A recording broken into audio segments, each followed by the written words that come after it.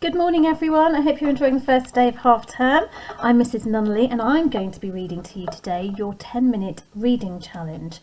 So I'm going to read you this short story by Geraldine McCoffrian called The Gulf. She published this in 1999 and I'm going to read it to you this morning.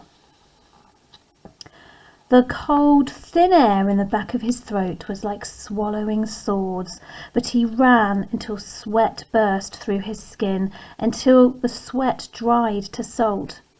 He ran until every searchlight, floodlight, and white winking barrack window was out of sight, and he was running in utter darkness. He ran until night gave way to morning, and every moment he expected to hear shouts, or motors, or the barking of dogs on his trail. With sunrise, he allowed his hopes to rise too, like a hot orange ball of flame within his chest. Might he after all make his escape? Might he reach safety against all odds? No one ever did, they had told him. No one ever would, but the hope kept rising in his throat until it buckled his mouth into a smile. Then he reached the Gulf. Now at this point, if you're not sure what a gulf is, I want you to just pause the video and look it up. He almost ran straight into it. A gorge of such dizzying depths that the river in the bottom was only a green thread. A canyon so wide that a horse at full gallop could not have leapt even halfway across, and its sides were sheer. One fell to his knees, grazing his forehead on the bark of a dead, fallen tree. His arms over his head had come this far to meet disappointment. Like a snake across his path, there was no way over. The gulf stretched. Let's turn the page. As far as the eye could see, to right and left. He could leap into it or wait at the brink for his pursuers to catch up with him, but he was done for. It was true, no one ever escaped. No one ever would. When he raised his head, one saw a little girl watching him. She stood on the far side of the canyon, rubbing a twist of grass between her hands. "Want to cross over?" she said. In the silence of the empty landscape, her voice floated easily over to him. She did not have to shout. She spoke the dialect of the neighbouring country. The river gorge must be the border. Then one had reached the border, a stone's throw from safety. "Is there a bridge? Anywhere? A bridge?" he called. "No, no bridge. But I could fetch my sisters." She put her fingers in her mouth and whistled shrilly. One gave a laugh somewhere between a bark and a sob. Much good her sisters would do him. Move it down for you.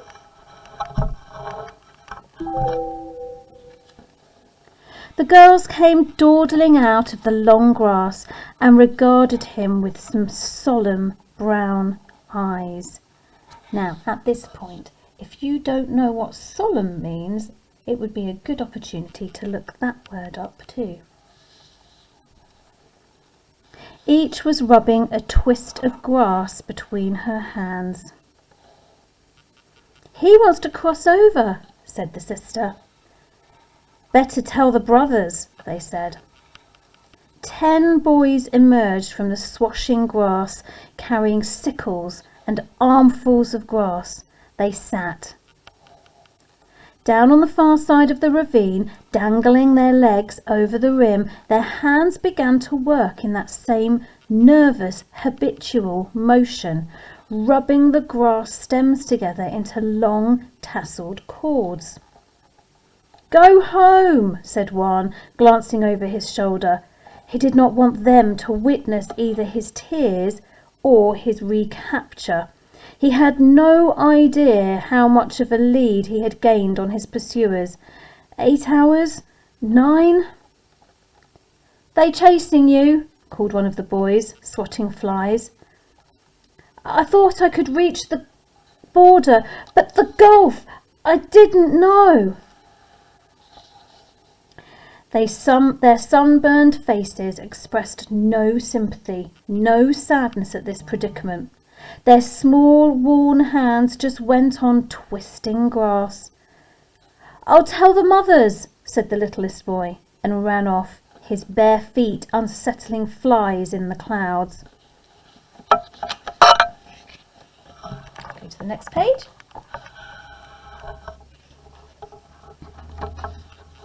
The village must have been just over the ridge, for he soon returned, towing his mother by the hand.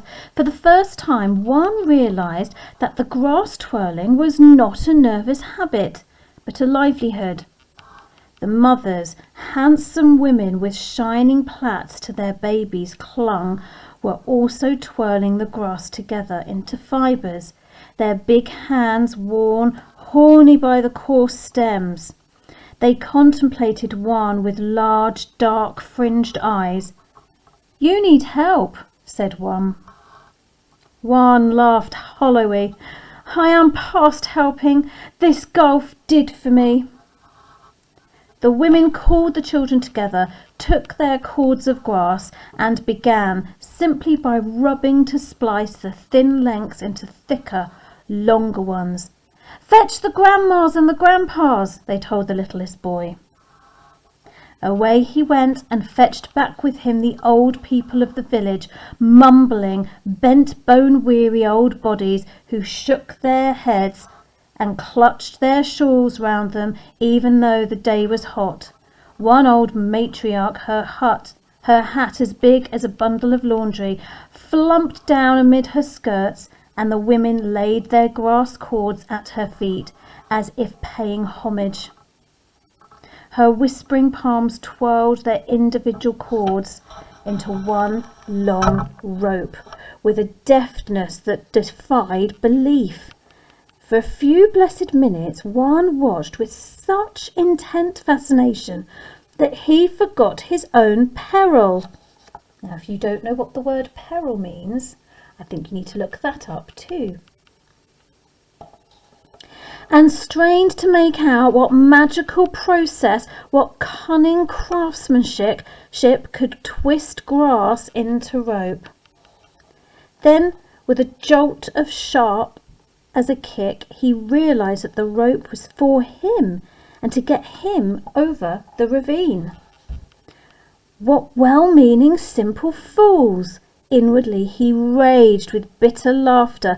Even if they succeeded in making a cable strong enough to carry the weight of a man, long enough to span the gulf, how would they get to the end across to him? Impossible!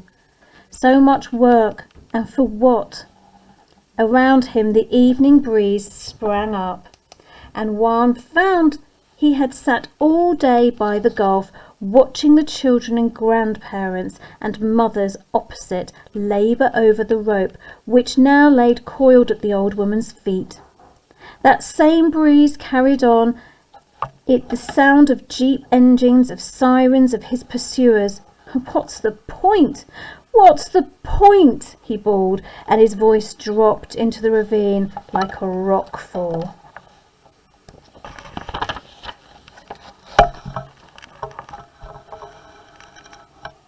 The little girl, the one he had first seen, lifted up a coil of the immense rope to show him.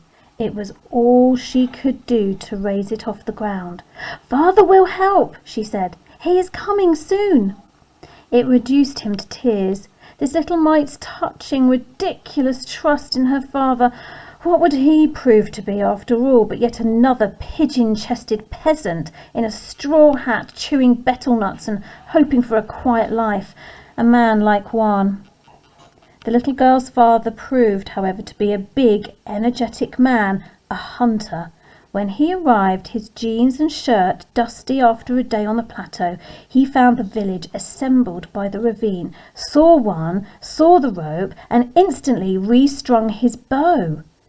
His grandmother threaded a needle with a sewing thread and stuck it through the grass rope, then gave the thread to her grandson. He tied it to his arrow and without a word to Juan, fired it straight at him. The arrow gorged up the soil between Juan's feet. With trembling fingers, he snatched the cotton, winding the loop so tight around his hand that his fingers went blue. The rope was heavy, but the sewing thread did not break. Like a great anaconda, the rope's end sagged its way across the ravine, and Juan made it fast around the log. The strongest of the villagers took hold of the other end and braced themselves. The jeeps were visible now, bouncing over the rough terrain, the evening sun flushing on their windscreens.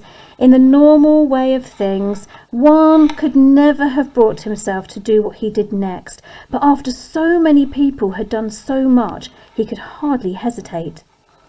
Hanging like a tree sloth under the grass rope, he crabbed his way over the yawning, heart-numbing terror of the vertiginous drop, fixing all his thoughts on the beauty of the hawser, the 1,000 different shades of yellow and green, all interwoven into one speckled cable. How could something so strong be made of such frail component parts? The seed dust made him sneeze. The jeep skidded to a halt, just as hands, old and young, calloused, closed in on Juan's hair and round his arms and through his belt and pulled him to safety. Then the villagers dropped their end of the great rope into the ravine. It thumped against the far wall, shedding a shower of seeds. Then Juan jumped to his feet and shook a defiant fist at the men on the opposite bank. In his raised hand was a single twist of grass. And there is your 10-minute reading challenge today. Don't forget to do the quiz. See you tomorrow.